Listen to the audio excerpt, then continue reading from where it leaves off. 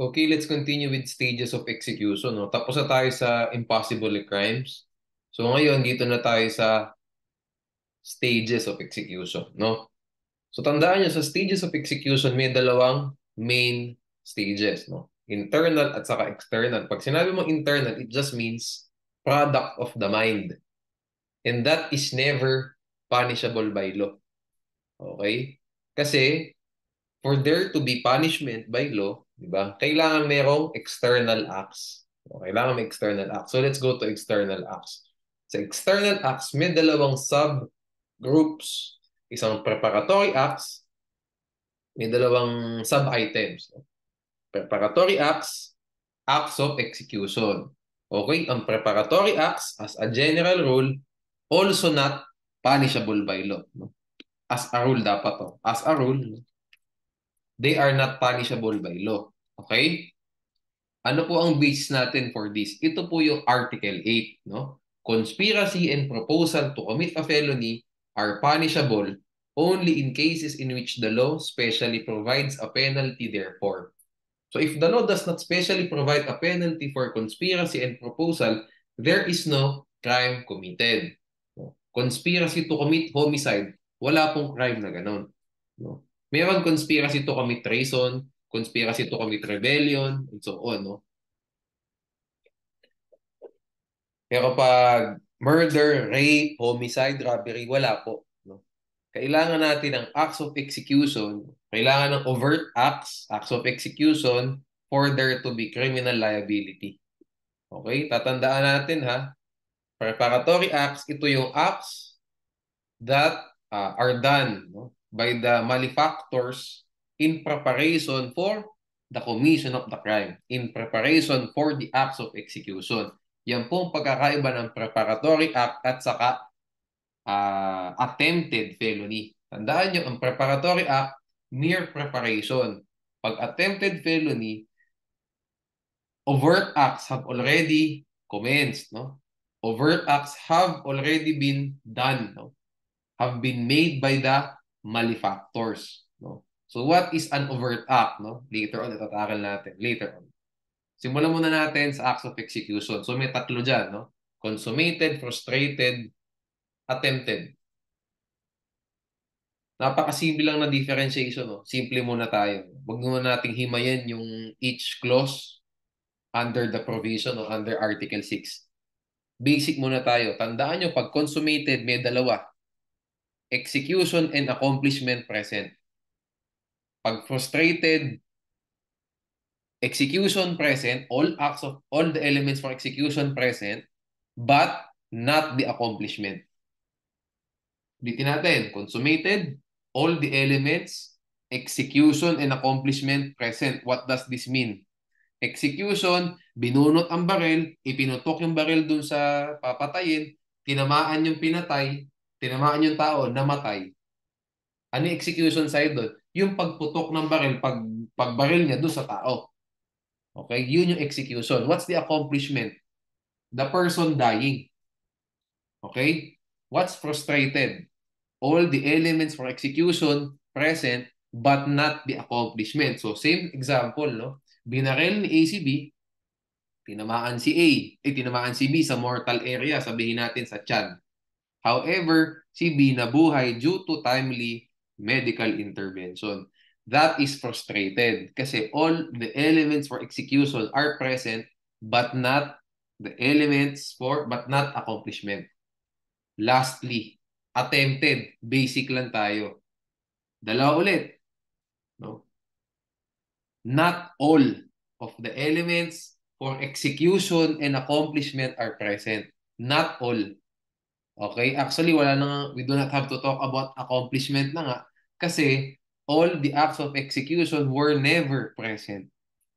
Okay? Same example. Binunot ang baril, ipinutok, no? Ipinutok doon sa kay B, hindi tinamaan si B. That is attempted felony. Kasi all the acts of execution are not present. All the elements, no, for its execution are not present. Para lang po maging present, lahat ng elements for execution, ano kailangan? Kailangan tumama yun. At pag tama niya, dapat sa mortal area, no? Yun makakapatay in short, no? O in Tagalog. Okay? So pag yung binunot niya yung baril niya, pinutok niya, either hindi tumama or kung tumama man sa tuhod lang o sa paa lang or sa balikat lang, hindi sa mortal area ng katawan o ng ulo, whatever, that is attempted. Okay? Basically, ganun lang yan. Consummated equals execution plus accomplishment. Frustrated equals execution but no accomplishment. Pag attempted, no execution, no accomplishment. Ganun kasimple. With that being said, himayin natin, no? Isa-isa. Consummated, alam niya na yan. Basta nagawa yung crime. Kung ano yung gusto niyang crime, what is... Basta basically sa consummated, the criminal intent was accomplished, no? Was made by the offender. Kung ano yung intent niya. Intent to kill, someone was killed. Okay? Frustrated and himayin natin. Ayan, no? The offender performs, no, all the acts of execution. Yan po yung execution side. Which would produce the felony as a consequence. Hindi mo na kailangan itong sabihin. Ano, hindi naman, kailangan mo sabihin to, of course. No? Kasi kailangan mong masabi ng verbatim yung Article 6. Eh. Kasi panin mo lang mga provisions yan. Eh. Dapat hindi natin nakakalimutan. Yung ibig ko lang sabihin dito, pangdagdag sentence na, pangdagdag na lang na words yan. Pandagdag na lang, no? Parang ang kailangan mo lang naman, the offender performs all the acts of execution. Kasi if you already performed all the acts of execution, naturally, mapoproduce mo dapat yung felony. It would produce the felony as a consequence kasi lahat nga ng acts of execution nagawa eh. Dito next, ito ang important, which nevertheless does not produce it. Ito pong which nevertheless does not produce it, another word for that, not accomplished. Diba? Inaiba lang lagi yung words. No? Yun ang napansin ko rin sa Caudal. Piniflip lang nila yung mga words minsan ginagamitan nila ng mga bagong mga words, no? Mga bagong clauses. Accomplishment lang ibig sabihin nun, not accomplished. So the offender performs all the acts of execution which would produce the felony as a consequence. Execution yun. But which nevertheless does not produce it. Yan yung not accomplished in short. Why was it not accomplished? By reason of some cause independent of the will of the offender. Tandaan nyo ito yung key phrase dyan dito sa huling yugto, no, sa huling clause. Independent of the will. Hindi pwedeng hindi nyo sasabihin yan. Hindi pwedeng hindi. Kasi magkaiba yung independent of the will at saka yung nakasulat dun sa attempted. Okay? So yan, tandaan nyo to, ito execution side.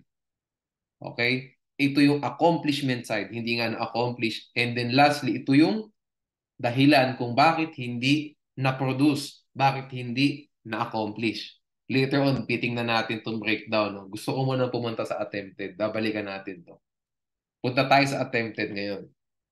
Ayan na, sinabi ko sa inyo, ang attempted, walang acts of execution, not all the acts of execution were committed, no, were done.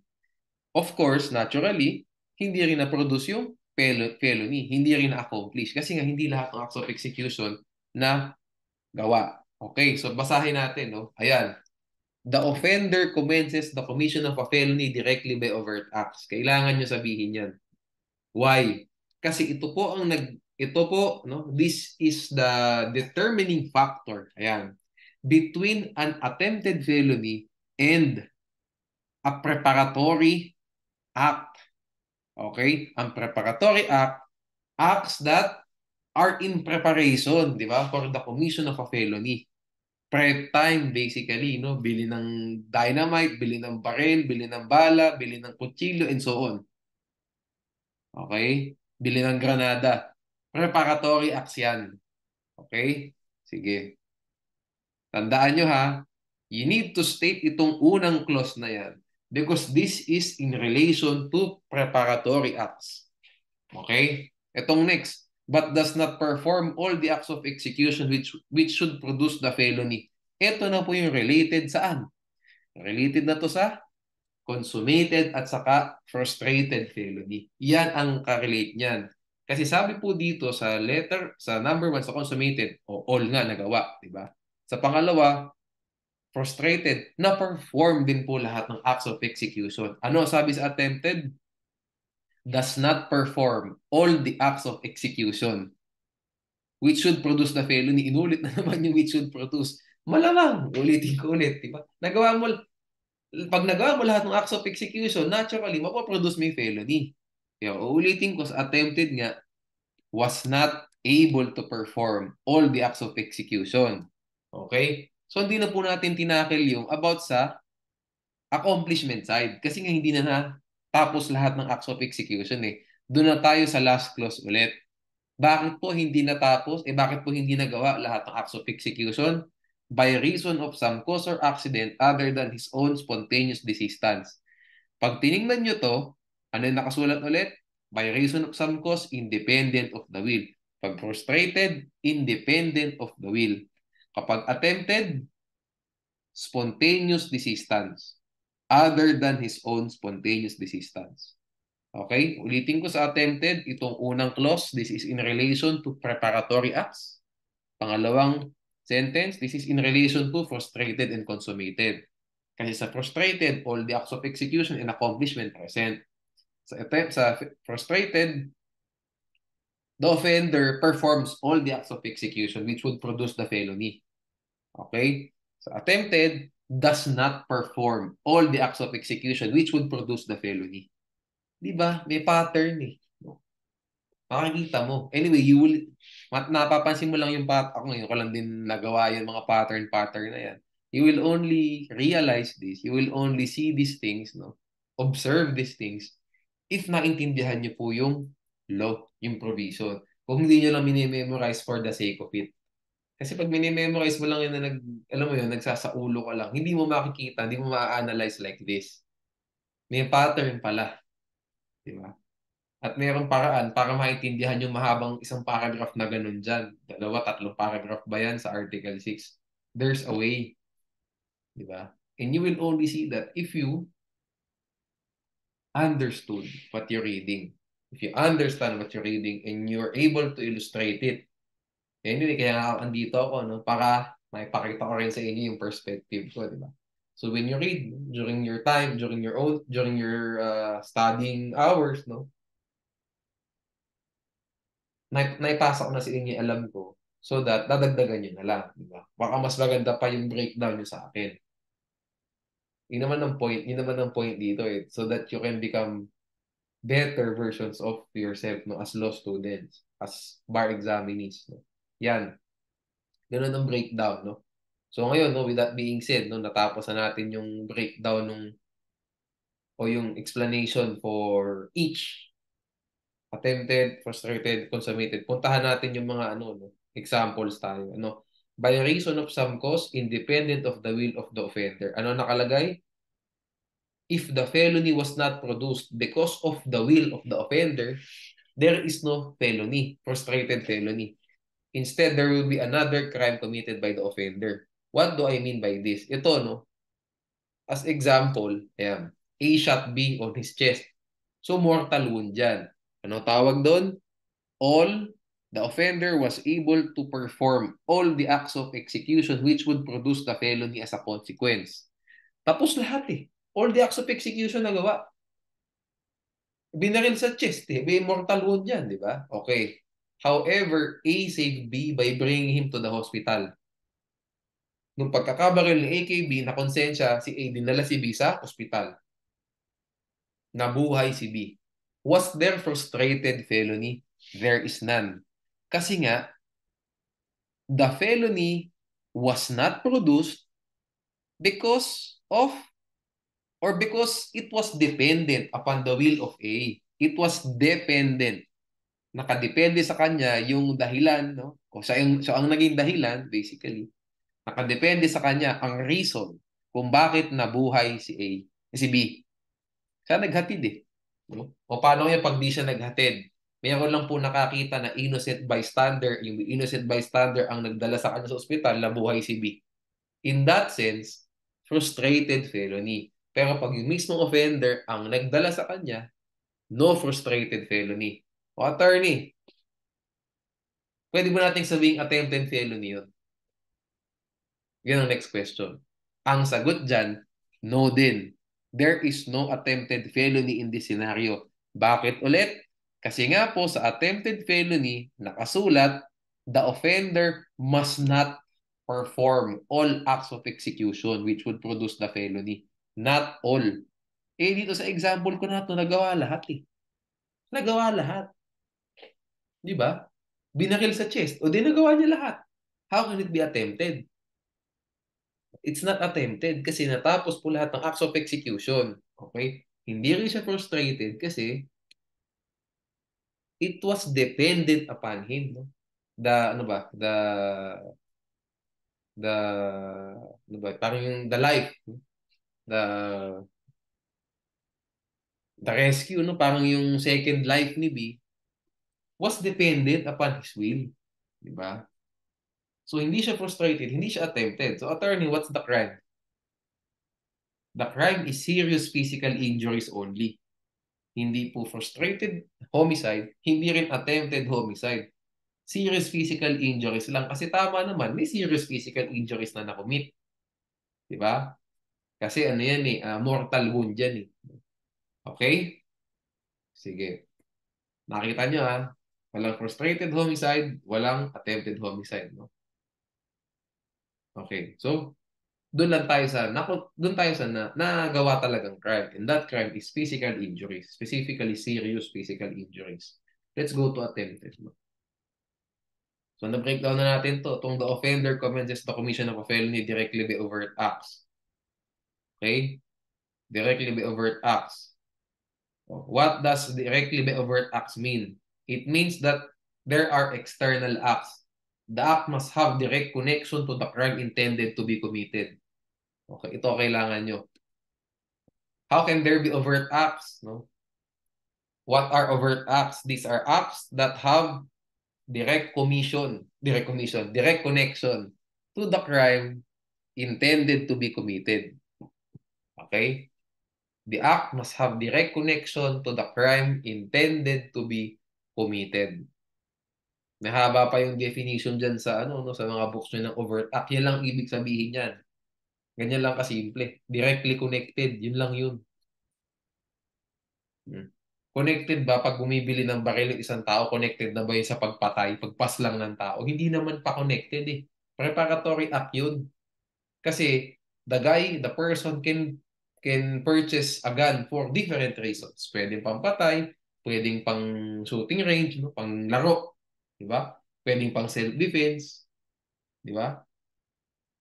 Lalo na pag abogado, di ba? Self-defense yan, o depensa sa bahay, di ba? There are multiple reasons why a person buys a firearm. And it's not directly connected to killing Juan de la Cruz. Di ba? No. Pero pag si Pedro bumili ng baril, itinuntok niya na kay Juan, that's an overt act na. Because yung act of pointing the gun by Pedro to Juan, that is already directly connected to the crime intended to be committed, which is homicide. See, ganun lang kasimple. No? Masyadong maraming mga sinasabing well, that's where I come in, di ba? That's where I come in. Madami masyado sinasabi yung mga books. Ganun lang po kasimple ang criminal law. One, di ba? It's, ano ba? It's more common sense than you think. No? More common sense, no? Basta kailangan lang natin. We need to apply yung common sense at saka yung caudal. And then we mix them together. That's how you pass. That's how you excel in Crim 1. No? And for the bar examinees, that's how you accomplish one half of the examination, the bar exams. Kasi yung other half, Crim 2 saka SPL. No? Next time natin yun sa next bootcamp. Pero yan, no, for the first years, that's how you accomplish. That's how you excel. In Crim 1, ganun kabilis. No? Common sense lang at saka caudal, we connect it. Diba? Sado ka na. Okay, itong indeterminate offense, no? Inilagay ko na rin dito. Indeterminate offense is an offense where the criminal intent of the offender is uncertain, ambiguous, no? Malabo, basically. Therefore, the offender will only be convicted for the crime which has direct connection to his external act. Okay?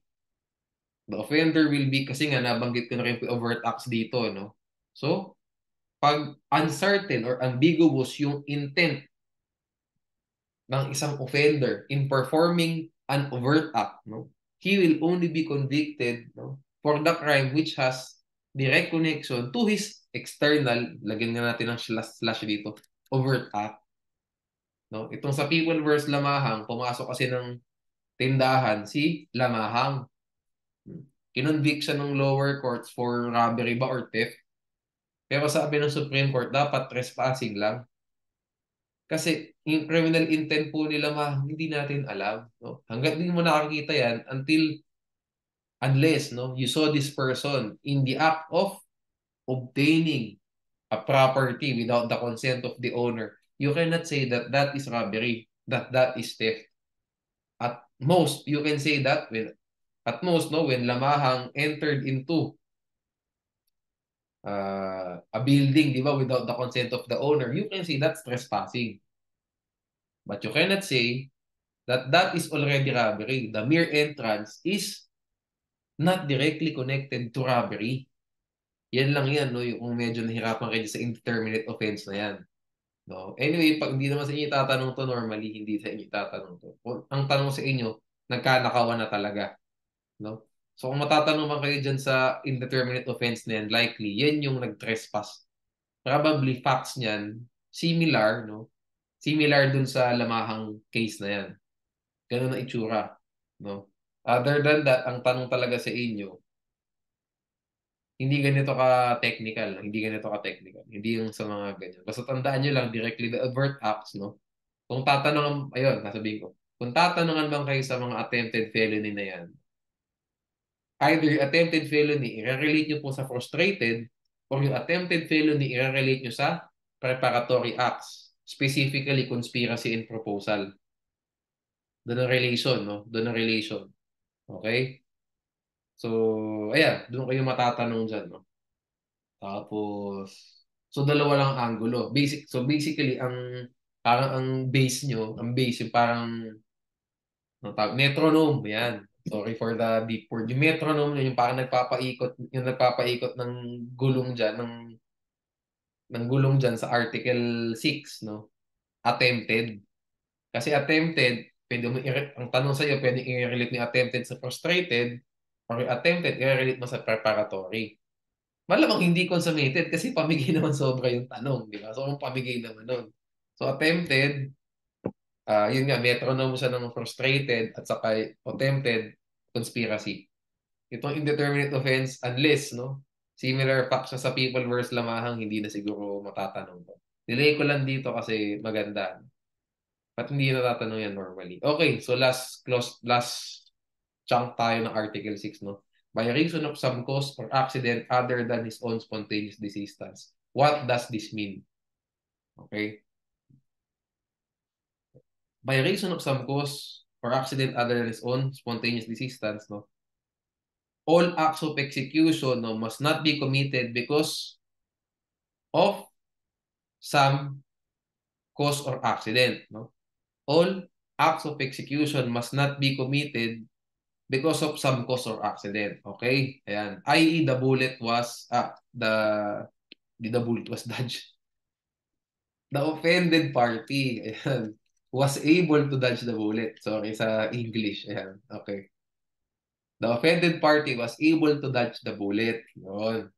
If they were not committed because the attacker spontaneously desisted, there is no crime. Okay? Ulitin natin to. The offender commences the commission of a felony directly by overt acts, but does not perform all the acts of execution which should produce the felony by reason of some cause or accident other than his own spontaneous desistance. Okay? All acts of execution must not be committed because of some cause or accident. The offended party was able to dodge the bullet. If they were not committed because the attacker spontaneously desisted, there is no crime. Tandaan nyo to, ito pala yung iaano ko ha. The desistance should be made before all the acts of execution took place. Okay? Tandaan nyo na, that desistance should be made before all the acts of execution took place.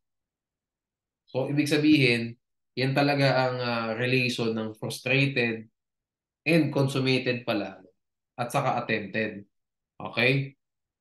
Well, actually, si frustrated kita tatanong eh, no? Sabihin natin, gawin natin ng example, no? Okay, example. Sabihin natin,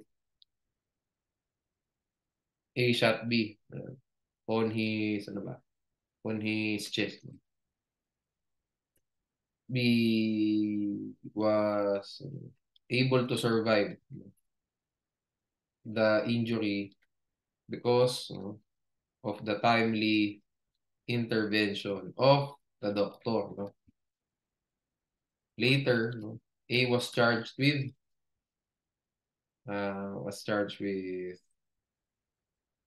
frustrated homicide. In his defense, A alleged that no, he cannot be convicted of excuse me, frustrated homicide because he spontaneously desisted after shooting B. So, ibig sabihin, hindi niya na binaril pa ng binaril, no? So, dapat daw, hindi siya pwede ma-convict for frustrated felony. Is A's defense, no? Hindi pala, does, no? A's defense deserve merit? So, no. What's the reason? No? Because spontaneous desistance, di ba? Nag-mix na ako ng frustrated saka attempted, ah. Because spontaneous desistance is not, di ba, a valid defense for frustrated homicide.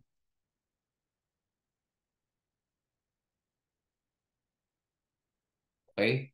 Hindi, di ba? Tandaan nyo, ang frustrated felony, kailangan dyan, independent of the will. Wala pong spontaneous desistance. That's where caudal mastery comes in. Tandaan nyo yun, di ba? Iba yung independent of the will, iba yung spontaneous desistance. Di ba? Kung gusto niyang maabsuelto sa frustrated felony, dapat siya mismo nagsalba. Di ba? Hindi niya naman sinalbi. No, wala naman sa facts. No? Sabi lang, B was able to survive because of the timely intervention of the doctor. So in that scenario, no, convicted po siya for frustrated felony, frustrated homicide. Regardless kung nag-desist siya or hindi. No? Kung na-conscious siya, biglang di niya na binaril, eh tumama na. All the acts of execution were already committed, di ba? Were already, committed by him, no? Next example tayo. Bigyan ko kayo next example. No? Medyo gagawa natin ng mental gymnastics kasi baka ito yung mga itanong sa inyo eh, kung test talaga yung kaalaman nyo. Next example tayo, no? Sabihin natin, A wanted to shoot B. Ayan. But A's gun jammed, no? So hindi pumutok, nag-jam eh. Is A liable, no, for attempted homicide? Yes, no? Because A was not able, well, because A commenced, no? Wait lang. Wag lang wanted pala, pangit. Aimed to shoot B. Aimed, no? A, ano ba? Intended to shoot B. Ayan. So, he aimed, yan, his gun at him. But, A's gun jammed. Okay. Yes, because A commenced, no, the commission of the felony by aiming the gun at him. Yan po yung overt acts. Pinalitan lang natin yung salitang directly by overt acts. Ginawa nating aiming the gun at B. But, no, A was not able to produce, no, the felony. What's the felony? Was not able to produce the crime of homicide, no, by reason of an accident. Oh, what's that accident? Bubakin natin. By reason of the gun jamming. Yan yung cause of accident. So, it's an attempted felony. Attempted homicide. Next example. A shot B. Oh. However, B dodged the bullet. So, swerte si B. After the first shot, A desisted. Because, no? Because sabihin natin, because of divine intervention. Because of his conscience na lang. Because of his conscience. So, ayan, conscience. Ayan. Later, he was charged with attempted homicide. In his defense, he alleged, no, that he cannot be convicted of attempted homicide because he spontaneously desisted. No? Before, uh, before, ano ba, fatally, no, injuring B, fatally injuring, before inflicting a mortal wound, yun. Before inflicting a mortal wound on to B. Okay. So, does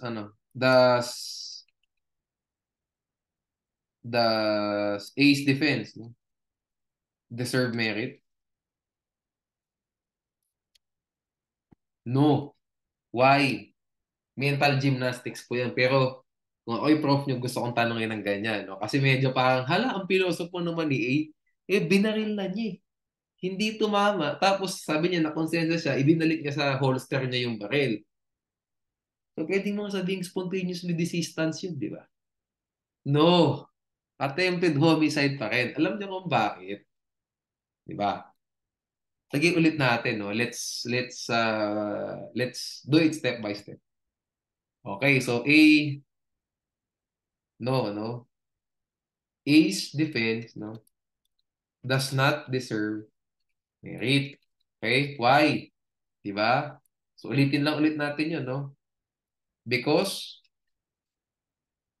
A commenced, diba, the felony by shooting B, diba? And he was not able to perform, no? Nalik ba to perform? He pala produce, perform. He was not able to perform, no? All the acts of execution, no? Which would produce the crime of yun pala. Okay, nice kali sa taas. Ayan. O, same thing dito, no? And he was not able to perform all the acts of execution, di ba? Which would produce the crime of homicide. Sorry, typo. What's the reason ba't di niya na-produce? Hindi po niya na-produce yun, hindi dahil ibinalik niya yung baril sa holster niya. Hindi na-produce kasi nakaiwas si B. He was not able to produce the crime of felony. Ayan, lagi ko yun. Not because he desisted from shooting B, but by reason of, but because, ayan, B was able to dodge the bullet. Kasi guys, kung tumama yung bullet na yun, edi tapos ang usapan, kahit anong resistance ang gawin niya, probably napatay niya si B. Di ba? So, na-produce na yung felony. O sabihin natin, kung hindi man tumama, sabihin natin, oh, nung unang putok ni A, tumama sa balikat ni B. Eh dahil nakita niya sumabog yung dugo na gano'n, nakonsensya si A bigla. Ibinalik niya sa holster niya, ayaw na niya. Na ano na siya, na bumalik na yung kanyang konsensya. So, sabi niya later on, nag-spontaneously deceased siya. So, dapat wala siyang attempted homicide. May merit ba yung defense niya na yun? Wala pa din. Kasi guys, bakit po hindi na-produce yung crime of homicide? Bakit hindi niya na-perform yung all acts of execution which would produce the felony of homicide? Bakit? Hindi dahil ibinalik niya ulit yung baril sa bulsa niya o sa holster niya. Pero dahil hindi maganda aim niya. Kasi hindi niya natamaan, hindi sumapol ng tama yung bala dun sa katawan ni B. Tumama lang sa balikat eh. That's the cause or accident. Hindi po spontaneous desistance. O in this scenario, yung tinatayag ko ngayon, the cause or accident is not being able to hit B. Di ba? See? See the difference? No? See the, ano ba? The word, the parang mental gymnastics, no? Na ginagawa. May mga ganyan kasing question eh. No? So, kaya kailangan, guys, hindi niya masasagot yun kung hindi niya talaga master yung caudal. No? Kaya sinasabi ko sa inyo, that's the importance of the caudal. Kasi kung alam niyo yung caudal, kahit anong pilosopong gawin sa inyo na gano'n, it's just a basic question, guys. It's just a basic question. Diba? Hindi siya yung out of this world na mga question na very petty. No, it's just a basic question that tested, diba? Your proficiency, your caudal proficiency. And if you know the caudal, hindi ka kayang pilosopuhin. Diba? So, ang nakalagay dito, not because he's desisted from shooting B, but because, diba? But because B was able to dodge the bullet. That is the cause of accident. It's not spontaneous desistance. Kung yan ang sagot nyo, i-check na po yan. Okay? He was not able to perform all of the acts of execution, no? which would produce the crime of homicide, no? He was not able to perform all the acts of execution which would produce the crime of homicide, not because he desisted from shooting B, but because B was able to dodge the bullet. Tama. I would not change this one. Okay na to. Yan. See the difference, no? So, guys, itong isang example, no? Ginawa ko to for frustrated homicide, no? Frustrated homicide as related to attempted. Etong isa naman, this is related to the word accident. Accident, no? Bigay ko dito. Accident yan, no? Pwede rin cause din, di ba? Well, mas more on leaning towards accident yan kasi nag-jam yung gun. Eh. Ito namang isa, leaning towards cause to. What's that cause? B was able to dodge, you know? Matindi si B, matindi reflexes niya. Or kung tumama man kay B, dumaplis lang. That's the cause. Di ba? Okay, so cause yan, di ba? See? That's how we do it. Okay. Another example of by reason of some cause. They were unable to inflict fatal blows. Oh, ito pa another, no? They were not able to inflict fatal blows because of the timely arrival of neighbors who responded to the calls for help coming from the petitioner and the witnesses. So, ang itsura niyan, uh, paano ba?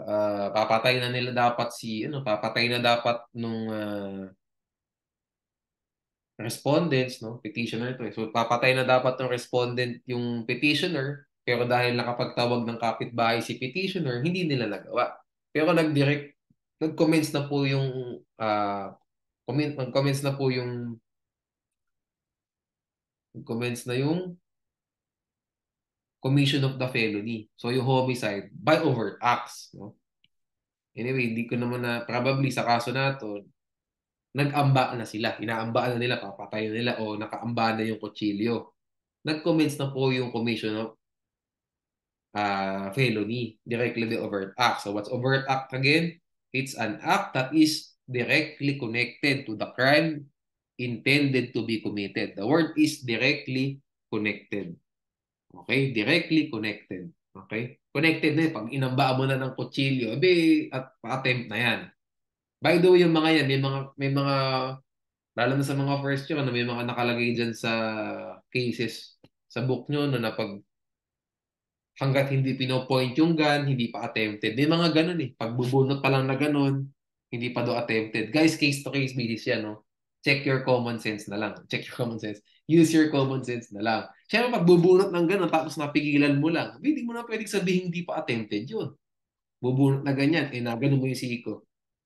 So, hindi na iputok na ganun. Hindi mo pwedeng sabihin hindi attempted. Case to case yan. Kaya kapag halimbawa, nakataligod ka, bubunot dapat na ganun. Ako, napika, na nabuisit, naasar. Bubunot dapat. Binalik na ganun, no? Bumalik na natakot. Diba? Case to case. So in that scenario, second scenario, walang felony.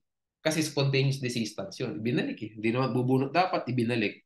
Pero yung bubunot na ganun, tapos dahil na ganun yung kaya hindi niya nabunot, that's attempted na. So wala pong, ayun pala, no? Ito pala, no? Para sa mga, rin, no? Mga nag-aaral pa lang ng law. Guys, wala pong one size fits all.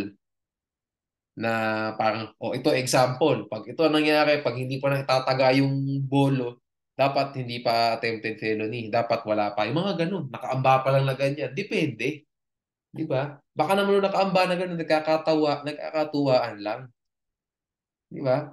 Oo, patay kita, mga ganun, pero katuwaan lang. Hindi po attempted felony yun. Kasi babalik tayo dun sa simula, walang intent. Diba? Doon tayo sa basics ng dolo.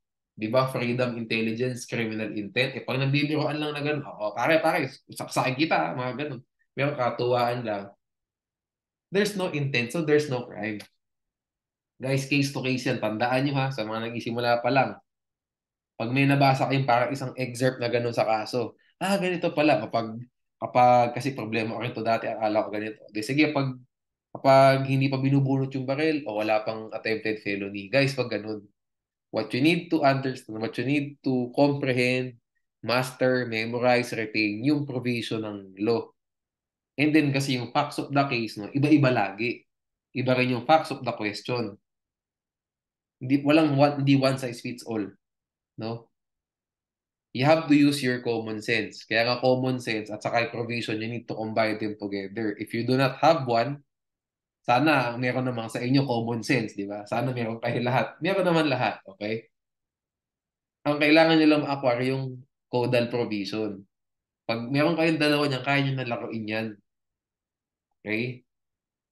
Okay. So, kailangan walang, tandaan nyo, walang mga, pati sa later on, may mga hours for evident premeditation, may mga ganun, may hours for provocation, no? Case to case.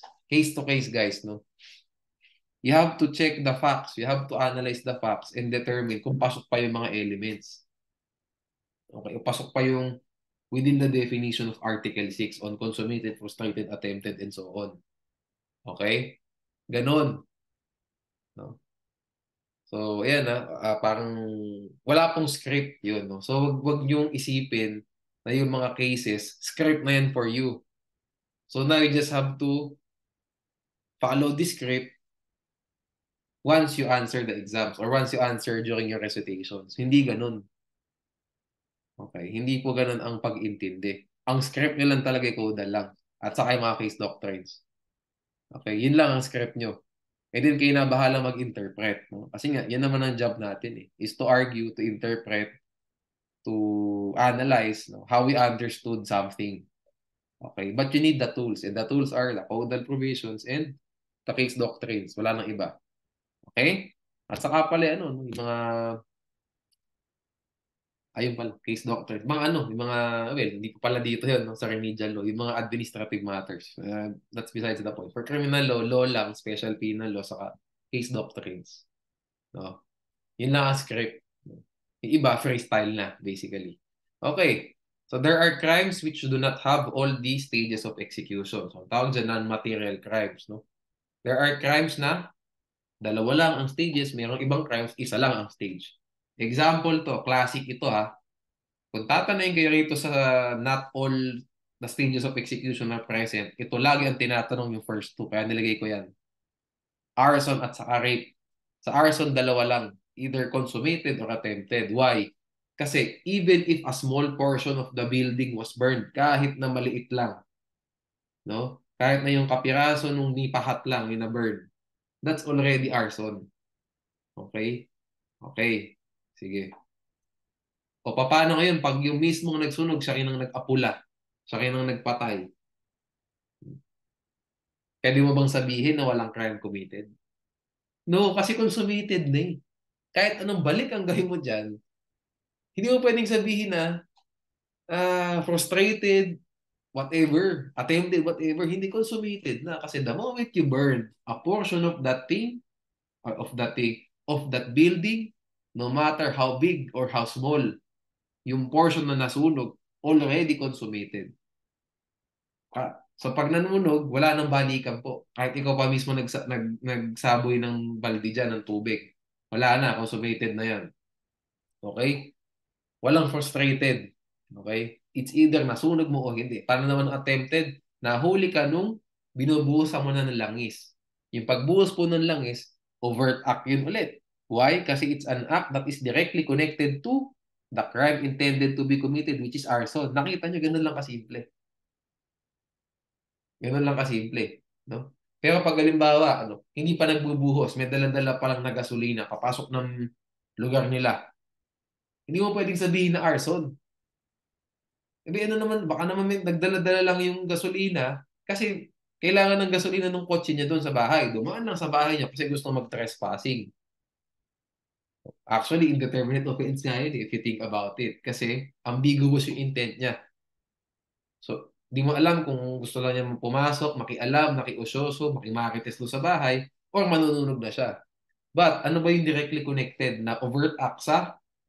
Ano ba yung overt act na directly connected sa isang crime? Trespassing lang. Kasi overt act niya, pagpasok, it's directly connected to trespassing. So, trespassing lang ang kaya mong sabihin. Hanggat hindi nagmo-motion na magbubuhos yan, there's no direct connection between the bringing, di ba, of the gasoline and arson. Kasi hindi mo nga alam kung anong gagawin niya ron. Baka inumin niya kung sira ulo siya. Di ba? We don't know. Di ba? Anyway, so balik tayo dito, no? The arson only consummated and attempted. No? Kahit na siya nag-apula ng sunog, cannot be. Consummated na po yun. Okay? Pag attempted naman, napigilan bago siya manunog. Okay? Ang usual na itatanong sa inyo dyan, nagsasaboy na ng gasolina. Okay? Or sinisindihan na yung lighter o yung posporo. Okay tayo dyan. Rape, only consummated and attempted. Wala pong frustrated rape. No? Pag attempted, anong itsura niyan? No? Basta sa attempted, guys, dapat nakapatong na. Tandaan nyo ha, dapat nakapatong na and in the motion na siya. Hindi, matatakil natin to later on sa curve to pa further. Pag attempted, kapag halimbawa, hinihalik-halikan pa lang, wala pa. Okay, acts of lasciviousness pa lang yun. Magiging attempted lang po pag nagiging the motion na of removing the clothing. Okay, or tatanggal na ng pantalon yung lalaki. And then nakapatong. That's where you can say that it's already attempted. Kasi hanggat wala pong, parang overt, yun ulit. Act that is directly connected to the crime of rape. What's rape? Sexual intercourse. Hanggat hindi po nagpapakita ng direct connection yung act sa rape, ano ba yung may directly connected na act dyan? Nagtatanggal na ng pantalon. Tapos nakapatong. Di ba? Pag hinahalik-halikan lang, paghalik is not directly connected to sexual intercourse, rape by sexual intercourse. Hindi siya connected. Di ba? Pwedeng gusto lang halikan talaga. O di acts of lasciviousness lang tayo. Di ba? So, ganun lang lagi, di ba? Doon bumabalik. Actually, ano rin yun? Yun, no? Doon talaga. Yun ang difference no? Ang attempted rape at saka acts of lasciviousness, no? Okay. So, yun. Yun ang, dyan, yun ang batayan dyan. Kung nagtatanggal ba ng palda, mga ganyan. Signal nyo na yung attempted rape na yan. How about consummated rape? Nakasulat na.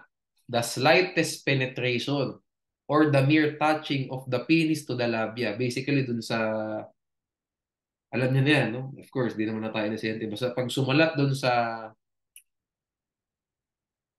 ganun ng vagina, no? Consummated na po ang crime of rape. Hindi kailangan maipasok. Hindi kailangan magkaroon ng lacerations yung hymen. Okay? Pag sumulat lang po dun sa, sorry for the word, dun sa lips, no? Automatic na yan. Pero pag halimbawa, hindi sumulat dun sa lips, tumama sa singit, attempted lang. See? That's the difference. Pero anyway, ang tanong sa inyo, pag attempted normally dyan, pinatungan na.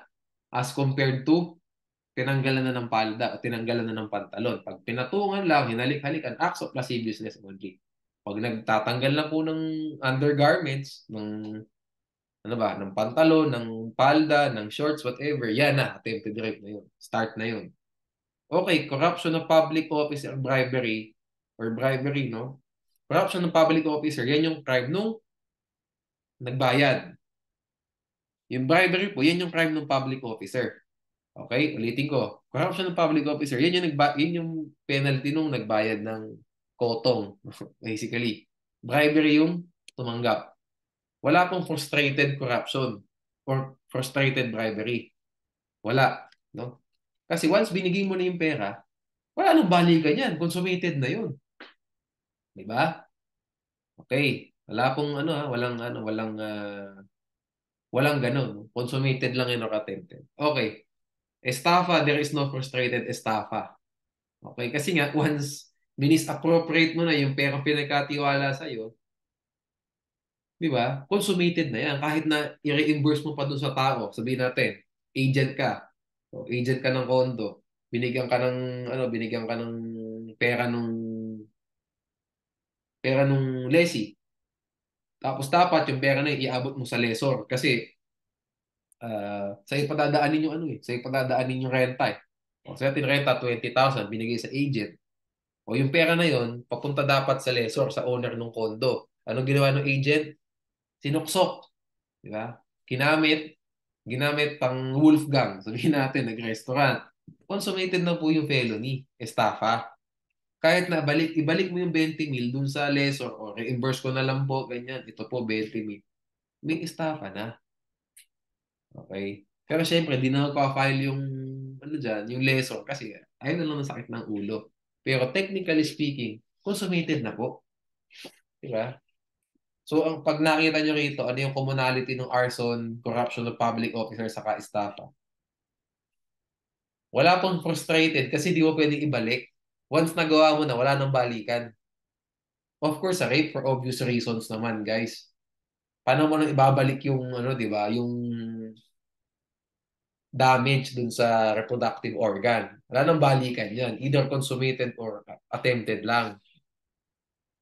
Sa estafa, ganun. Sa estafa nga sabi ko, once yun yung kasi isa, no? Ang tawag dyan, estafa with abuse of confidence. No? Pag inabuso mo ni confidence ng tao, kahit anong balik ng pera mo dyan, consummated na po. Lastly, sa theft. No? O ayan, magkaklase. Kinuha nung isang kaklase yung ballpen ng isang kaklase. Hindi alam nung may-ari ng ballpen na kinuha yung ballpen niya. Ginamit ng konti na gano'n sabihin natin si A. O, classmate A, kinuha niya yung ballpen ni classmate B without B's knowledge. Kasi si B nag-CR. Right? Nag-CR si B. O, so anong ginawa ni A? Nagsulat lang naman ng konti. No? Nilagay lang yung assignment for the day. Sabihin natin, senior high. Kasi pag junior high pa lang, minor yun. Sabihin natin, senior high na. Kinuha yung nakalagay sa desk nung kaklase niya, kinuha ni A yung ballpen ni B. O, nilagay assignment sa notebook, sinulat na gano'n. Tapos, bago makabalik si B, ibinalik niya yung ballpen dun sa desk ni A. Binalik niya. No? So, binalik kung sino may kumuha dun sa may-ari. O, ayan. What's the crime committed? Consummated theft. Kasi you took the personal property with intent to gain without the knowledge and consent of the owner of the personal property. There's already theft even if binalik mo yung ballpen. Di ba? And even if bilhin mo siya ng bagong ballpen to replace, no? Gusto mo, nakonsensya ka talaga, binila mo ng bagong ballpen kasi sinayang mo yung ink niya. Wala na tayong magagawa. Consummated theft. Ayan. Okay? See? Wala akong frustrated stage. So, ang commonality po ng theft, estafa, bribery, arson, hindi mo pwede ibalik ang nagawa na.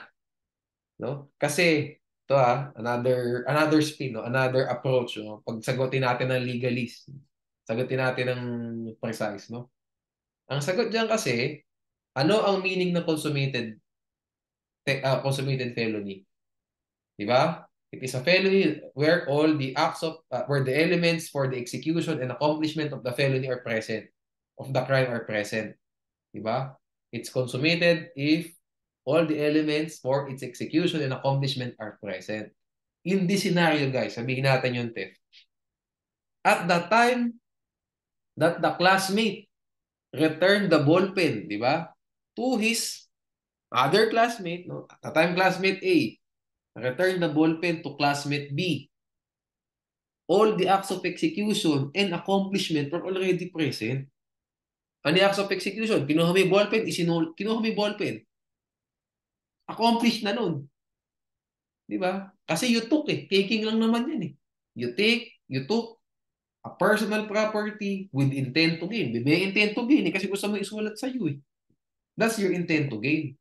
You gained ink basically in ballpoint. O ayan, di ba? Without the consent of the owner. That's already theft. So kahit ibalik mo, wala na.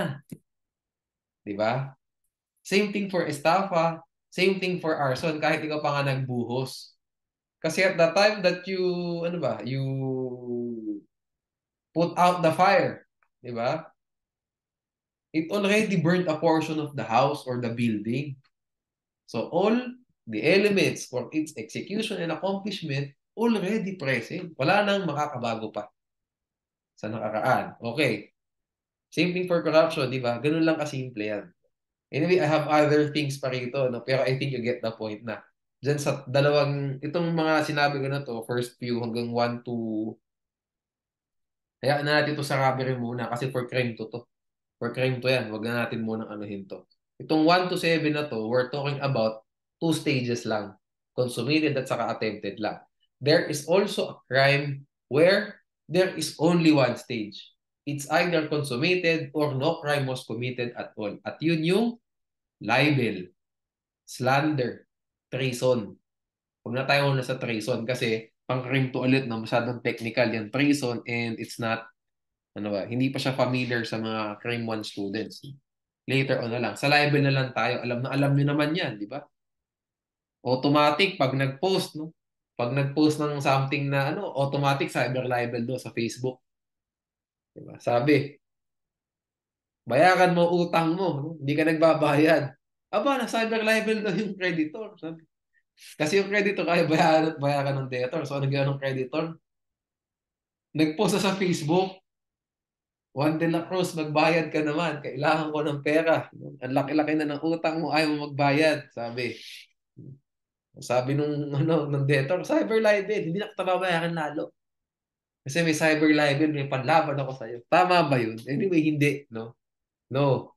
Hindi tama yun kasi yung naman, yung post, it has justifiable cause, no? And a good motive for doing that. Yun ang defense diyan.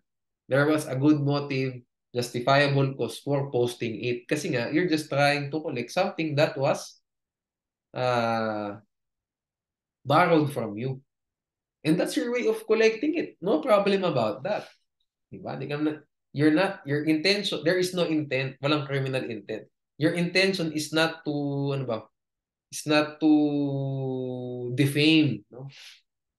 To destroy the reputation and the name of the debtor. Your intent was to just protect your own rights, diba? To protect your credit, diba? So walang libel doon. In any case, no, kaya ako nabanggit yun kasi libel is a formal crime. Sabi ko nga, it's either the crime is consummated or not consummated.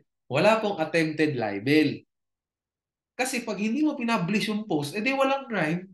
It's just a preparatory act. Tinype mo, no? Gusto mo. Mainit ang ulo mo. Tinatype mo ganun. Pero hindi nyo po pinindot yung post. O nung pinindot nyo yung post, hindi nag-publish kasi nawala ng internet. Preparatory acts lahat yun. Okay?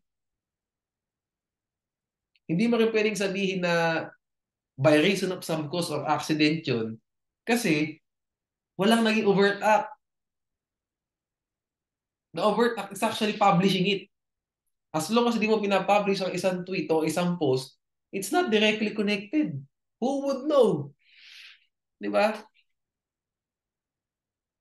Actually, yung pala yung reason kung bakit walang crime. Kasi all the elements are not present. There is no publication. Na ano pa ako na puzzle pa ako sa attempted, consummated, frustrated. There is no felony in the first place because there's no publication. So one of the elements of the crime is not present. And that is publication. Kahit na napakapangit ang gusto mong sabihin na fake news. Kahit napakapangit, si ganun, may STD, mga ganyan. Eh, hindi mo na i-publish. There's no crime. Kasi not all of the elements are present. Di ba? Even if may intent ka talaga to defame him, there's no crime. Di ba? And once you publish it, it's already consummated. Yung pala ibig ko sabihin. It's already consummated. Once you published it. Nakakita, isa, dalawa, tatlo, tao na yan, automatic na yun. Di ba? Hindi pwedeng frustrated yan kasi kahit i-delete mo, the damage has been done. Di ba? The damage has been done. Screenshot, o screen cap, automatic na yan. O, di ba? Hindi mo rin pwedeng sabihin attempted. How can there be attempt? You already produced all the acts of execution which would produce the felony. And that act of execution is the act of publishing it. Yung pala, as long as you do not publish, maayos na tayo. There is no crime because everything is preparatory lang. Why preparatory? Kasi not all of the elements are already there. Not all of the elements are present. Wala pa yung publication. No? Okay. Crimes consummated by mere attempt or proposal or by overt act. Okay na yan. The offender does not have to succeed in order to consummate the crime. Corruption of minors and flight to enemy's country. Ma-encounter nyo itong flight to enemy's country later on. Essentially, meron tayong kalaban, yung Pilipinas, meron tayong kalabang bansa, at war tayo. Tapos yung offender, no, Pilipino, pumunta sa ibang bansa. Ay, hindi pala pumunta sa ibang bansa. Nag-attempt pumunta sa ibang bansa. Kasi pag nakapunta na ibang bansa yan, wala na. Di mo na mahuhuli yan. Di ba? So, hinuhuli po sa flight to enemy's country yung mere attempt. Pag nadali ka sa immigration, automatic, dens na. Okay? Mere attempt is punished by law. Okay? Mere attempt is punished by law. Sorry, mere attempt is punished by law. Mere attempt was considered consummated. Yun. Mere attempt is considered consummated. No? Attempt lang po, automatic, consummated felony na siya. Yun nga yung flight to enemy's country. Kasi hindi ka pa man nakakasakay sa eroplano, huli ka na. No? If meron tayong kalaban ibang bansa, no? May atwar yung Philippines with another country, and the Philippines no, made a regulation no, or issued a regulation stating that flying to that country, to the enemy country, is prohibited. May ganun yan, no, if I can remember correctly. No? Anyway, itatakil natin yan later on sa crime 2. Then felony by omission. No? There is no attempted or frustrated stage. No? It's either the person commits it by omission or he does not commit it by actually doing the act. Either way. It's either hindi nyo po ginawa or ginawa nyo. Pag hindi nyo ginawa, felony. Pag ginawa nyo, hindi siya felony. Diba? Anong example ng felony by omission? Yung delay in the delivery of delay in the delivery of arrested persons to proper judicial authorities. No? Delay, hindi mo ibig sabihin po nun, essentially, delay in the delivery na yun. Hinuli mo yung tao, walang warrant of arrest, tapos nag-delay ka sa pagpapile ng information sa court. Basically, natenga siya. Ang tagal nang nakulong, hindi na ibibigay yung information. Felony by omission yun. Kasi you're doing something that you are required to do, and that is filing the necessary information. Hindi mo ginawa yun, felony by omission. Diba? Kasi you're being punished for not doing something. And di pag ginawa mo, walang felony. Pag hindi mo ginawa, may felony. Either or. Pag final mo ng information, kahit na napakapangit ng information na yan, walang crime. Diba? Kasi you did your job eh. Diba? Okay. We can end the video muna, no? Diyan, no? Next, next discussion natin, next video, sa continuing crimes tayo. Bear with me lang guys, no? Talagang medyo mabagal natin. Mabagal yung takbo for crime 1, no? Yung panimulang mga topics talaga. Kasi dyan lang lumalabas lagi yung tanong. This will speed up once nakalagpas na tayo ng probably article 20. 21 onwards, mabilis na. Anyway, ganyan din kayo, no? Kung makikita nyo sa books nyo, no, for crime 1, kalahati ng book, 1 to 20, and then yung 21 hanggang 100 something. The other half of the book. Di ba? So yung first half na 20 articles lang, it's as important, if not more important, compared to the next articles na napakadami. Ganyan ang crime 1, no? Article 1 to 20 yan ang bubuhay sa inyo, especially sa bar exam. Okay? Hopefully you learned a lot today, no? Tonight. If you have any questions, feel free to message me na lang sa Viber, sa social media accounts ko. Okay? Hopefully malinaw, no? In any case, no, sa inyo naman, no, kung hindi natin nakuha ngayong first try, first attempt natin sa bootcamp, magkakaroon tayo ng mga in-depth videos for this one. So, para more examples, using recent cases, using recent bar questions, no? Para makita nyo yung context talaga. And in the in-depth videos, we're using actual na mga questions na. No, hindi na siya basic na mga ginagawa lang natin na parang pang nursery examples, but more on advanced examples na. Para makita nyo talaga yung talagang atake sa inyo pag nag-bar na kayo, di ba? Or pag nag-exam na kayo. Okay. Thank you, no? Thank you again. See you next video.